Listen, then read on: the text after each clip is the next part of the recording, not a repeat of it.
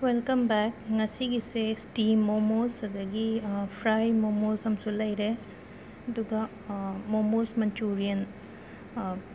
momos tangda makhal ahum thokna seme ngasise requested recipe ne semo haibadu sida maida sida ina thum chamas macha ma hape si hape tang mix tobiro kem haptringe da maida se pawamu kaimu oine na laurise 300 gram को मोइदो माले KG मखाई दे खरा तागी ngasai lobdo chang ma'am से अमु इरक के मखा दा फजना चे फजना तोत पिरसे खुता थाव कतंग लोबिरो नप पैम न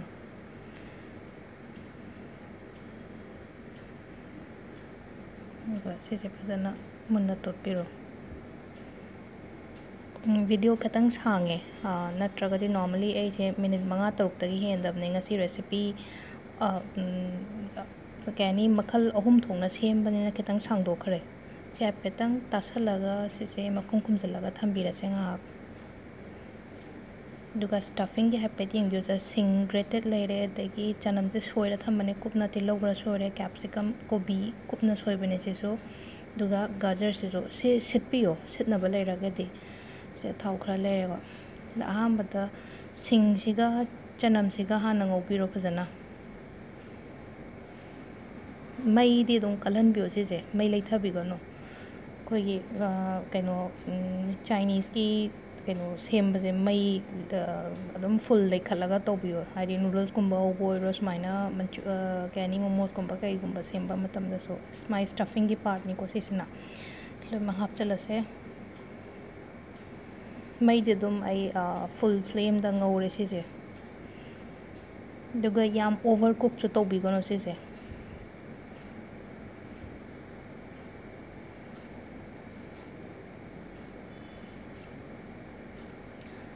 सिदा ब्लैक पेपर पाउडर चम्मच तंखाय मा हापिरसे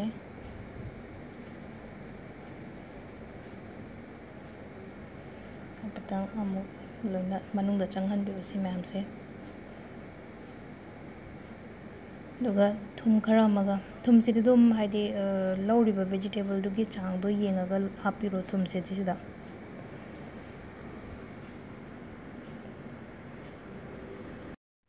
से ngौबिरसे खतंग पत्थरक्ट्रि फाउबा पुरादी मुलहंदौ नते वेजिटेबल्स ngैसे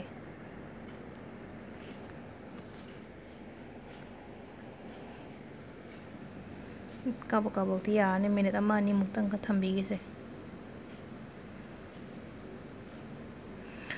स्टफिंग हाउरगदी मोमोस तो हाउनी को मखा से यारनी से इंधा लसे पेतंग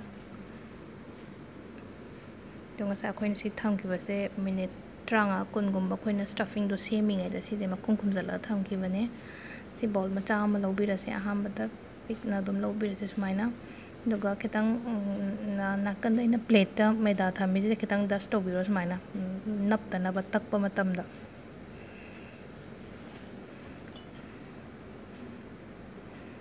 sa petang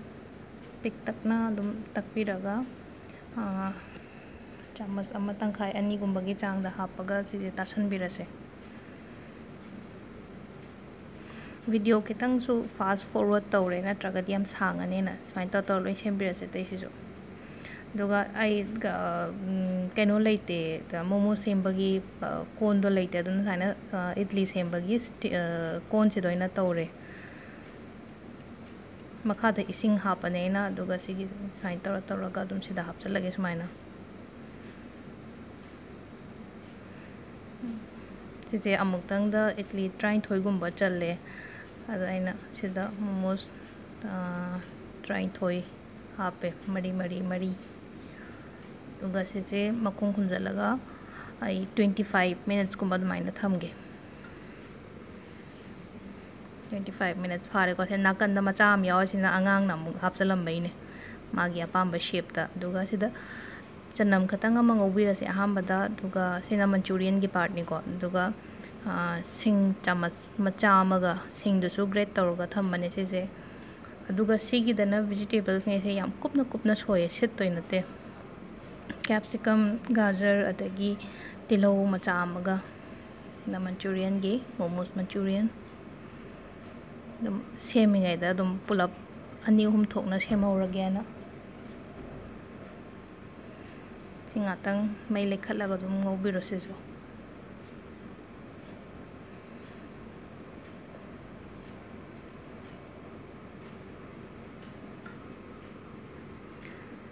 ꯁꯤꯗꯁꯨ ꯕ꯭ꯂꯦꯛ ꯄꯦꯄꯔ ꯄꯥꯎꯗꯔ ꯍꯥꯞꯀꯦꯀꯣ ब्लैक पेपर पाउडर हापसे महाव याम लेबने अखोगी नूडल्स कुंबा कईगुंबदा थुमजिसु हापचल्लगे हाना खरा थुना मुन्नबा वेजिटेबल्स ngैसे थुम हापगदि खरा थुना पत्थबा हेलिना अदुगी मैदि दुम फुल लेखत्लगा दुम ngौबिरो सिसे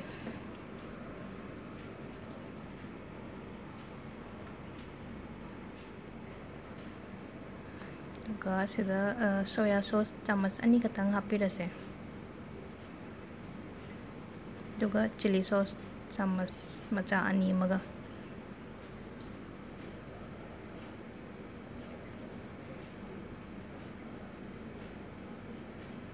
टोमेटो सॉस चम्मच अमगा हापचनबिरो दुगा सिसे हापेतंग ngатang ngौबिरो मिनिट अनी अहुम मुक्तंग दुगा सिदा कॉर्नफ्लोर चम्मच मचा अनी खक लौरे अदु इसिंग सुमाइना हाना मिक्स तौबिरो दुगा सिदा हापचनबिरसे मागी मंचूरियन की ग्रेवी दो अखोगी perfect तानबा ngak sohanbirase si sore tuga ngasai akoina momo semkhibado sida dum hapchanbiraga loire ngahak minute manga gumba kai gumba soholaga mai leitharaga si kansida di mai lekhalaga di gravy se pura loin thiko shangrane ba aduna mai leitharaga ngatang minute mari manga dang hapetang manungda changhalase magi kaino sigi akoigi momo sigi manung sida ketang sisu dum angang na yamna pamna chabane sisu makhung khumjalaga ngatang sohan birase si yarani ya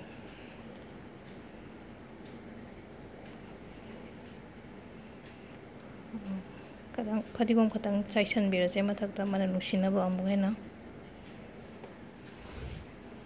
kogi momos manchurian se so loire steam momos loire dagi momos manchurian loire daga sida fry momos तुम अखोइना सेमगा थमकेबा मोमोसो मरी मंगा तावरे सिदना से यारानी को ngahak minute मरी मंगा गुंबा तावरकान लोखोटपिरो सिसे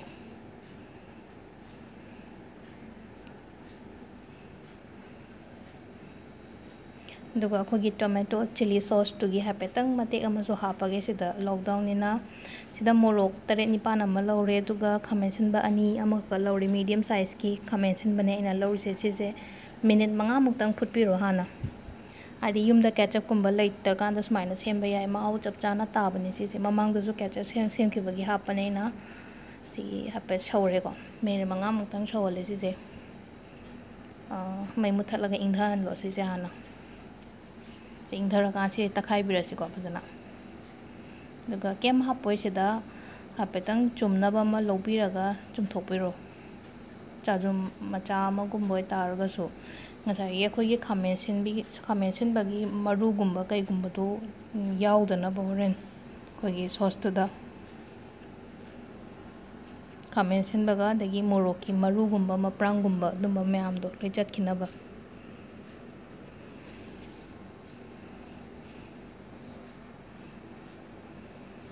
yumda loimak semba yaba recipe ngatane aina share tawrisi sida se apetang mai leitharaga ngobiro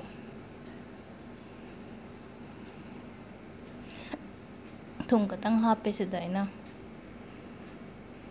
hambagi se duga chini chammach macha ani katang hapiro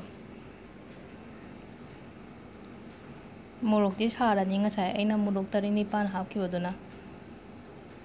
फुटपा कांदा the खमेसिन दुगा pull-up तखाइग्रेना मोरोक ती हापट्रसु यारानी सिदा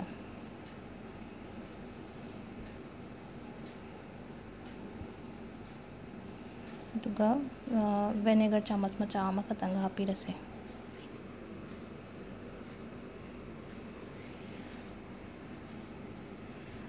अखोइगी केचप से सु लोइरेको चिली टोमेटो केचप हारसु यारनी यामदी यामदे अꯩꯅ सेमीसे वन टाइम खतंगी ओइरनी हाइदि ngasi मोमोस का पानबा याम सेमबदी सेमदरे लोइरे अखोइगी लोइमक रेसिपी मरी सुरे ना ngasi शेयर तौरिसे फ्राई मोमोस लेरे सिदा